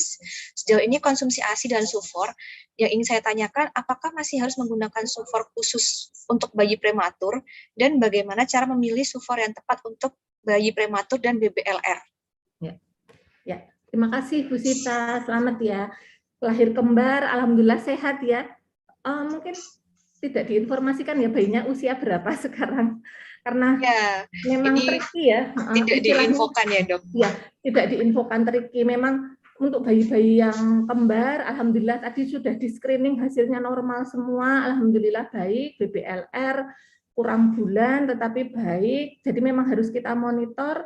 Untuk susu formula sebenarnya kalau dia sudah beratnya di atas 2,5 2.500 dan menurut perkembang itu tadi yang seperti saya sampaikan, monitornya baik, tidak perlu yang susu khusus. Jadi susunya cukup yang susu formula standar biasa ya, yang untuk di bawah, mungkin usianya masih di bawah 6 bulan ya. Di bawah usia 6 bulan ya monggo mau pakai yang susu jenis apapun oke sebenarnya. Tidak ada kriteria khusus kalau tidak bermasalah memang beratnya. Jadi memang ada susu, kalau sekarang kan jenis susu sudah berkembang sangat banyak.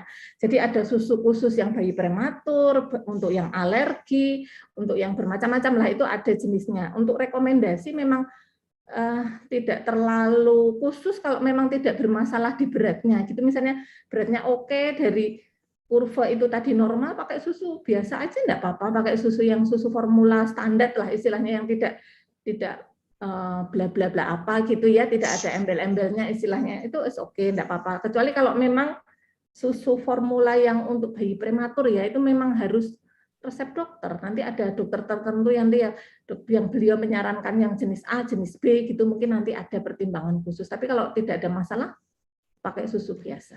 Oh ya dok, ini ternyata Ibu Sinta ini menuliskan bahwa usia babynya 5 bulan sekarang. Oh ya, 5 bulan ya, jadi sudah besar ya, jadi enggak apa-apa kalau usia 5 bulan berarti monggo pakai susu biasa aja, tidak, malah justru jangan pakai yang prematur. Kalau prematur itu karena ada kandungan tertentu, kemudian kalorinya juga tertentu, takutnya kalau kita terlalu takut malah justru nanti bayinya obes.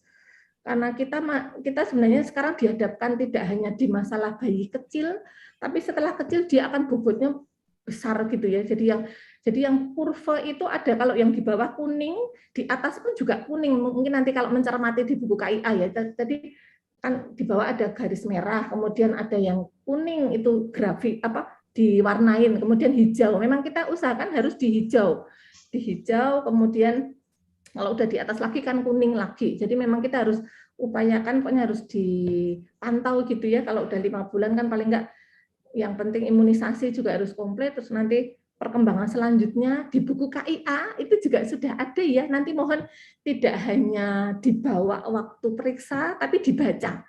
Mohon nanti dibaca, di situ ada umur 5 bulan harusnya sudah bisa ngapain aja sih anakku ini gitu ya. Jadi terus apa sih yang harus kulakukan kalau tidak bisa seperti ini? Nanti harus ke dokter kapan? Itu sudah komplit. Jadi buku KIA itu sudah disesuaikan agar bisa dibaca dari mana? Dari seluruh Nusantara, dari ujung sana sampai ujung sana, itu harus sudah bisa gitu loh. Jadi mudah dipahami. Jadi nanti dilihat ya, nanti buku KIA-nya sudah punya 2 atau berarti harus satu-satu masing-masing, meskipun kembar tidak boleh buku KIA-nya hanya 1 karena tetap perkembangannya berbeda. Gitu. Makasih. Oke, baik dok. Ini saya lanjut ke pertanyaan berikutnya. Ini ada Ibu Hesti Nur dari Jogja. Pertanyaannya, dok, apakah BBLR itu faktor genetik? Karena kehamilan saya kemarin masih kurang BB-nya.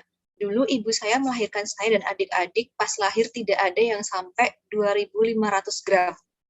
Ya.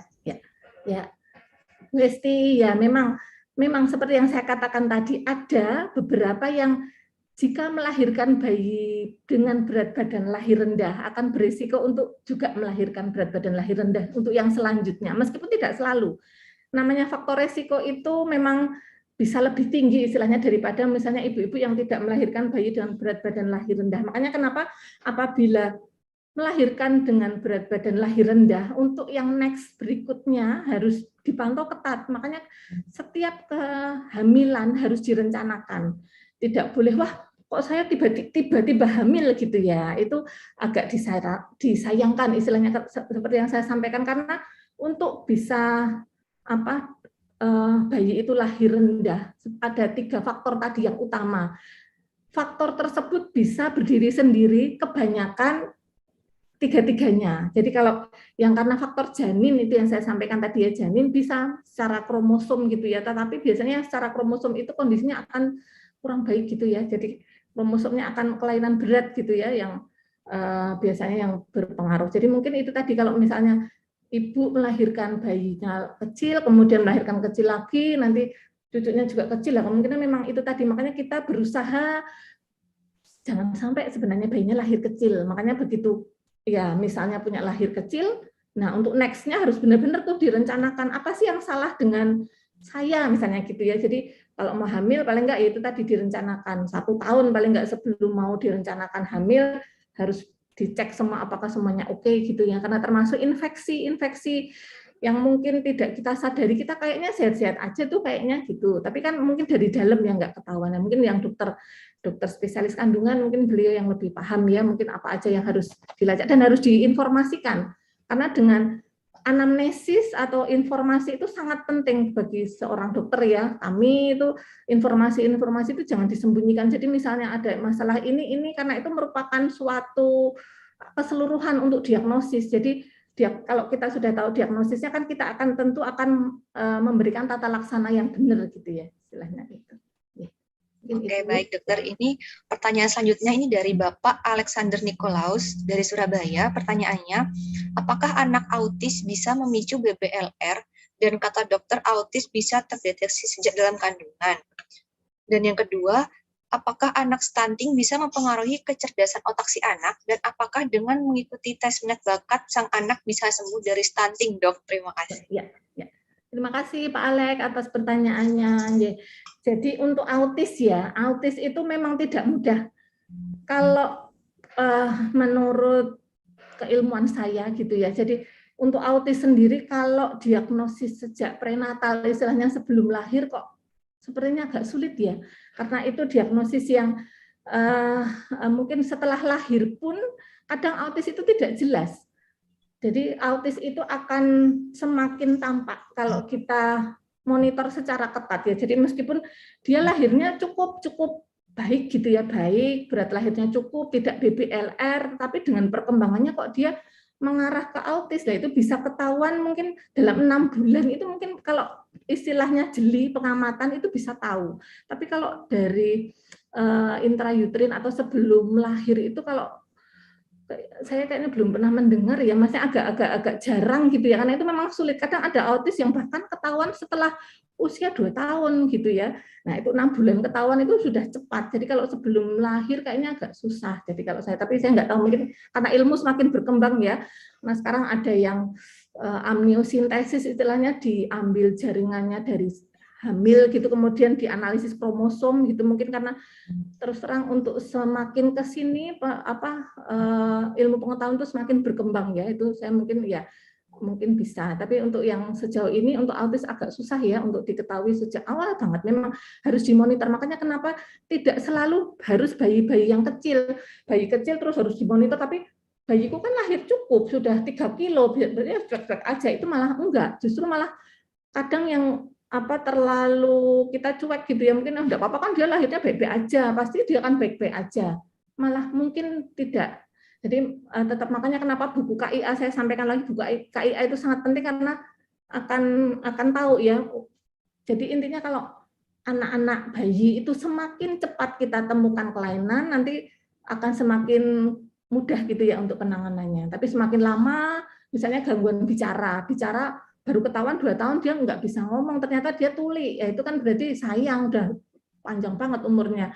Mungkin bisa diketahui sejak awal, mungkin bayinya cenderung anteng, ternyata kok mungkin dia ada gangguan, itu bisa kita bahkan sejak lahir ya, misalnya bayi yang mungkin tadi ada pengalaman yang bayi kembar tadi ya, diperiksa alhamdulillah normal semua, nah itu bisa kita ketahui sejak awal seperti itu. Kemudian yang kedua tentang stunting ya, apakah stunting bisa mempengaruhi kecerdasan otak? Kecerdasan bisa. Makanya kenapa sekarang booming stunting, kalau bisa jangan sampai stunting bayinya gitu ya, karena itu jadi kalau anak-anak bayi atau sakit itu yang pertama berpengaruh adalah berat dalam jangka pendek.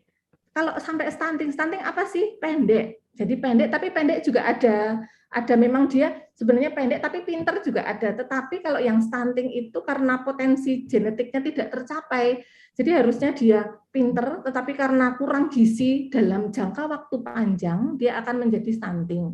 Jadi memang jangan sampai dia kekurangan gizi kronis.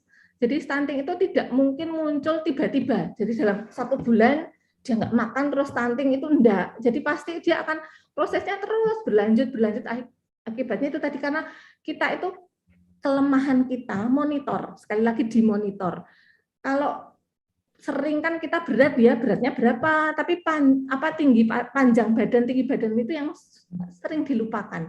Jadi mohon nanti mungkin setelah ini Bapak Ibu sekalian mungkin bisa mulai digalakkan lagi untuk mengukur panjang badan. Mungkin kalau yang di bawah 2 tahun agak susah ya, tapi itu ada bisa. Jadi nanti mungkin kalau ke rumah sakit atau ke klinik atau mungkin ke puskesmas pun juga bisa. Jadi tidak boleh mengukur panjang badan dengan meteran ya, meteran yang untuk Methylene itu yang untuk bikin baju itu nggak boleh kalau mengukur panjangnya pakai itu, tapi harus pakai di tempat yang memang dia tidak melar-melar gitu ya, memang harus khusus. Jadi memang dia untuk mengukur panjang itu memang kendalanya kita di situ karena memang lebih sulit daripada mengukur berat gitu ya. Berat badan kan tinggal timbang, tapi kalau panjang kan agak susah gitu ya. Memang jadi terus itu tadi kita agak terlupa ternyata kok anak saya kok lebih pendek ya dari teman-temannya yang lain. Jadi mungkin mulai terlihat setelah 1 tahun setelah dia bisa jalan baru kok anakku lebih pendek ya daripada teman-temannya. Nah, itu mungkin jadi kendalanya itu. Jadi tidak hanya yang dimonitor berat, tetapi lingkar kepala dan panjang badan. Gitu. Untuk pengaruh kecerdasan tentu, kalau memang dia stunting, karena dia kekurangan gizi yang kronis ya, kronis tentu akan potensi genetiknya akan tidak tercapai. Sebenarnya dia potensinya 95 misalnya gitu, karena tapi stunting ya hanya 55. Karena gangguan gizi kronis yang sering adalah kekurangan selain dari zat gizi makro itu termasuk protein, lemak, karbohidrat, kurang makan istilahnya itu juga mikronutrien. Yang paling sering adalah zat besi. Jadi pada bayi-bayi, terutama bayi prematur, terutama itu harus mendapatkan zat besi sampai usia 1 tahun. Jadi 1 tahun itu dia harus konsumsi memang. Kita jangan menganggap bahwa ini berarti minum obat setiap hari ya, enggak, itu mineral ya. Zat besi adalah mineral yang sangat dibutuhkan dan seringkali kurang. Jadi di ASI pun sebenarnya ada jumlah yang cukup sampai usia 6 bulan sebenarnya, tapi kadang itu juga tergantung dari status gizi ibu juga dan status zat besi dari ibu. Mungkin itu ya, terima kasih. Baik, ini pertanyaan selanjutnya ya dok ya, ini dari Ibu Putri di Jogja. April 2020 saya melahirkan anak dengan berat badan 2,3 kilo dan panjang badan 44 cm.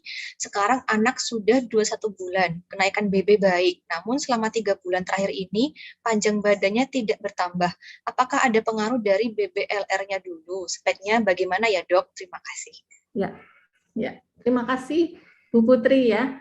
Tadi memang lahirnya tidak dikatakan ya, cuman BBLR ya. BBLR, kemudian sekarang di usia 2 tahun, hampir 2 tahun ya, 21 bulan, beratnya baik, mungkin beratnya baik di hijau ya, berarti di hijau, tapi kok panjangnya kurang gitu ya. Ya berarti kalau mengenai panjang yang kurang, berarti gizi dari pemantauan di berat itu mungkin kurang cukup ya. Jadi kalau dia tumbuh, tentu saja tidak hanya di berat, panjangnya pun pasti dia bertambah. Jadi kalau sampai beratnya panjangnya kok tidak bertambah, itu berarti kemungkinan memang ada masalah. Jadi mungkin untuk selanjutnya kalau saya sih sarankan, mumpung dia masih belum 2 tahun, masih ada waktu lah untuk mengejar, harus dikonsultasikan. Mungkin bisa konsultasi ke bagian gizi lebih bagus. Itu nanti akan di range atau diatur makan apa sih yang harus dipenuhi sehingga itu tadi pertumbuhan tulangnya dia akan bagus, karena itu tadi nggak boleh kalau bayi kecil terus ya biar aja dia kan kecil, jadi harus pendek aja nggak apa-apa. Memang kita harus melihat potensi genetik ya, tapi potensi genetik pun juga plus minus, tidak selalu dia harus seperti ayah ibunya. Mungkin sudah pada semua ya, yang di Jepang itu kalau zaman dulu kan pendek-pendek, tapi kan sekarang tinggi-tinggi.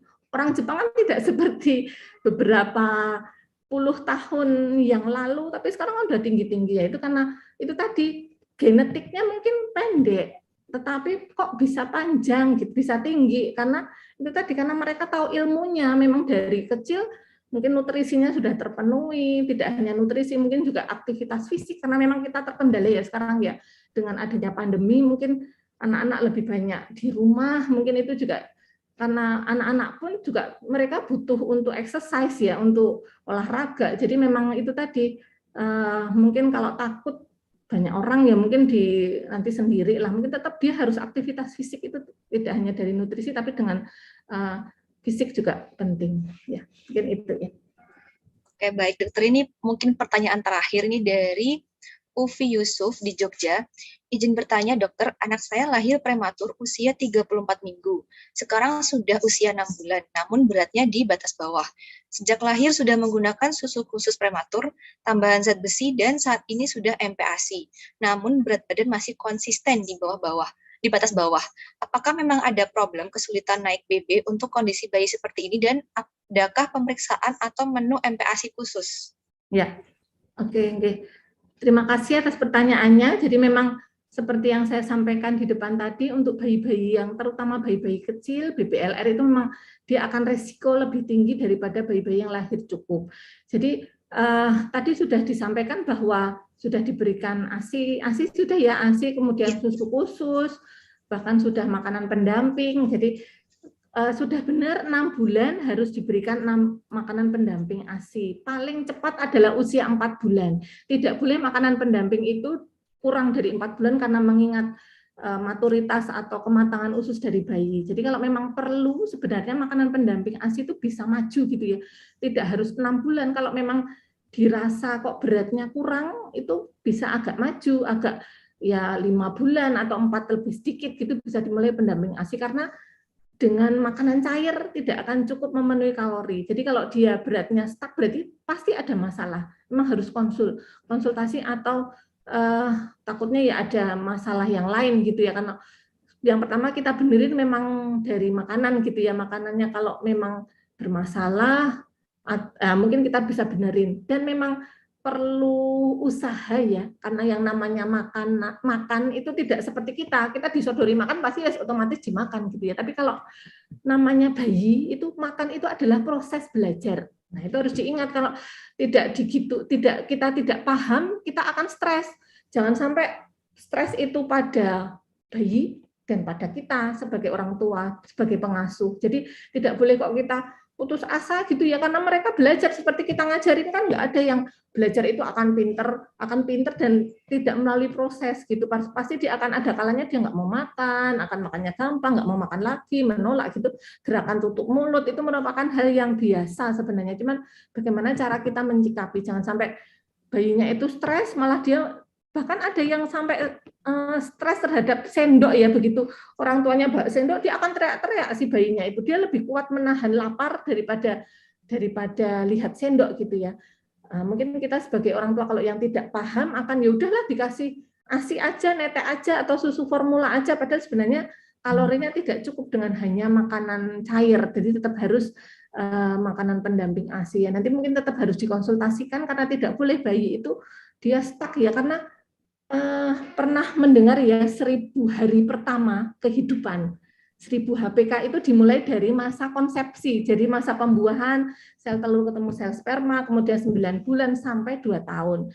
Itu tidak akan terulang, jadi tidak boleh kita ya udahlah, udah gini, udah dibiarkan, karena nggak akan dia kembali lagi ke usia 6 bulan kalau sudah 9 bulan. 1 tahun tidak akan berulang, jadi kita masa-masa itu tidak akan pernah terulang lagi, jadi jangan sampai kita kehilangan momen istilahnya. Karena momen itu tidak akan terulang. Kalau kita sudah merugi ya istilahnya masa lalu itu ya udah nggak akan diulang lagi. Jadi mumpung dia masih 6 bulan kok stuck beratnya, berarti pasti ada masalah. Nggak mungkin kalau bayi baik-baik aja dia akan beratnya juga lurus gitu ya, harusnya dia akan naik sesuai dengan kurva. Nanti mohon dilihat kalau memang dia tidak naik, harus dibawa periksa ke tenaga medis ya. Jadi memang harus kita lihat apakah ada kelainan, mungkin ya semoga sih nggak ada apa-apa, cuman harus kita pastikan memang tidak ada kelainan. Kalau kadang yang bukan sering sih ada seperti kelainan jantung misalnya gitu ya, bayinya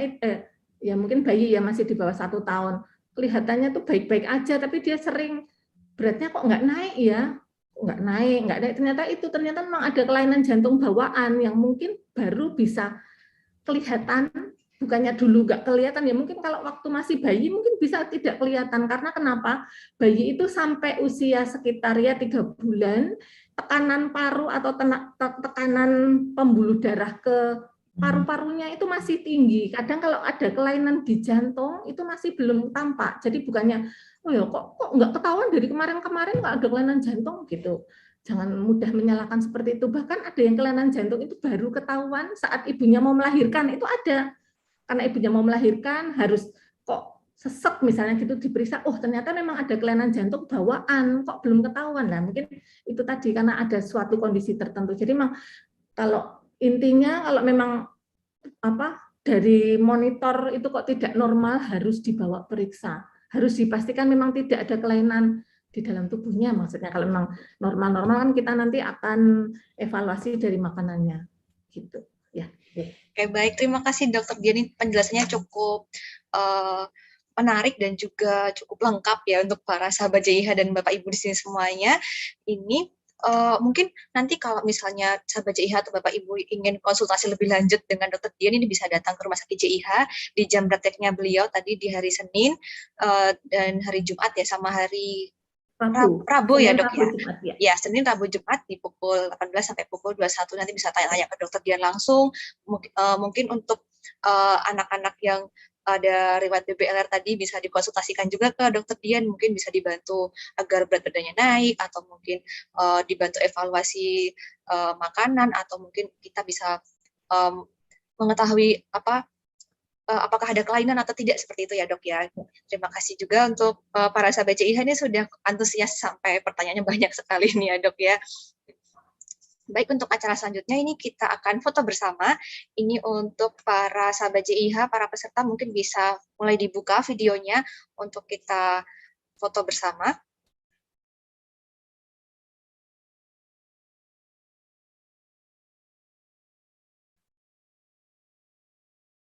Baik, ini kita masih tunggu ya sahabat JIH untuk membuka videonya untuk foto bersama.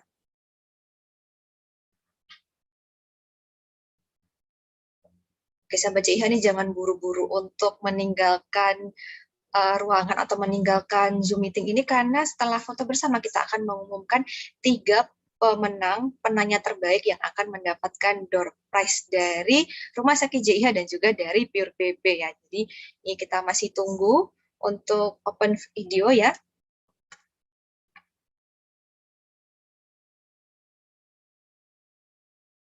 Oke, baik, untuk host mungkin bisa dibantu untuk foto bersama. Bisa kita mulai. 1, 2, 3.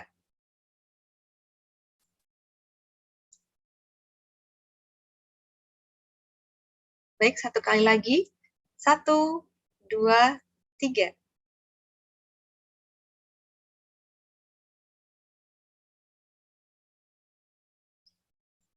Baik, terima kasih untuk sahabat JIH yang sudah berpartisipasi di acara Masterclass ini. Terima kasih juga kepada Dr. Dian Anggreni atas informasi, ilmu-ilmu, dan penjelasannya ini sangat lengkap dan sangat menarik untuk kita semua, dan semoga ilmunya bisa kita serap dan kita bisa aplikasikan untuk sehari-hari. Terima kasih juga untuk Pure BB, Ibu Daisy, atas partisipasinya juga dan untuk dukungan supportnya, sehingga acara Masterclass ini sudah bisa berjalan dengan lancar tanpa halangan.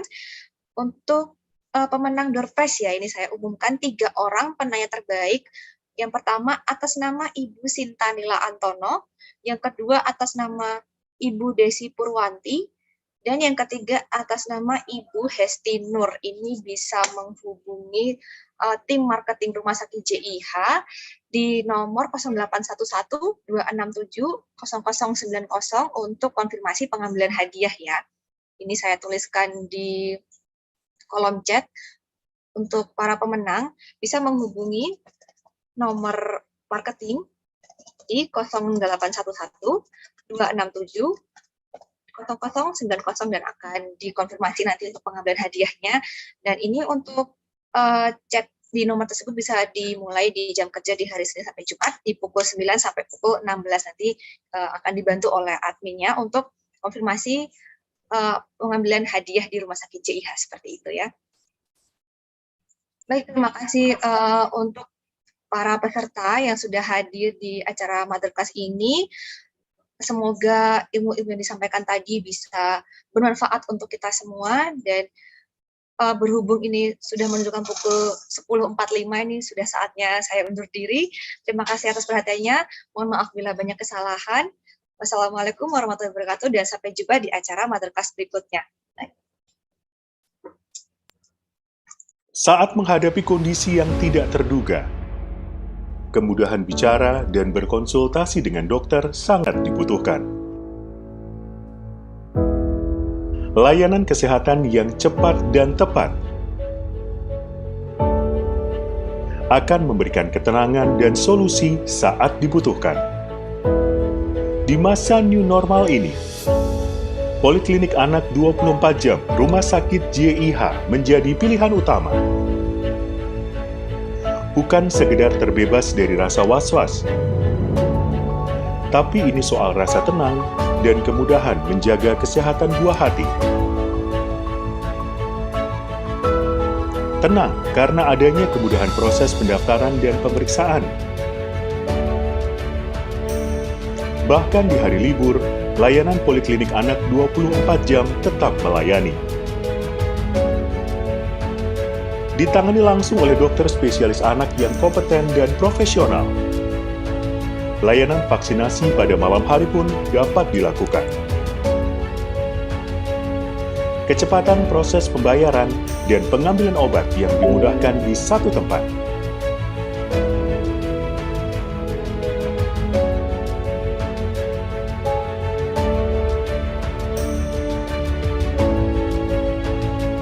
Keceriaan buah hati adalah kebahagiaan kita semua.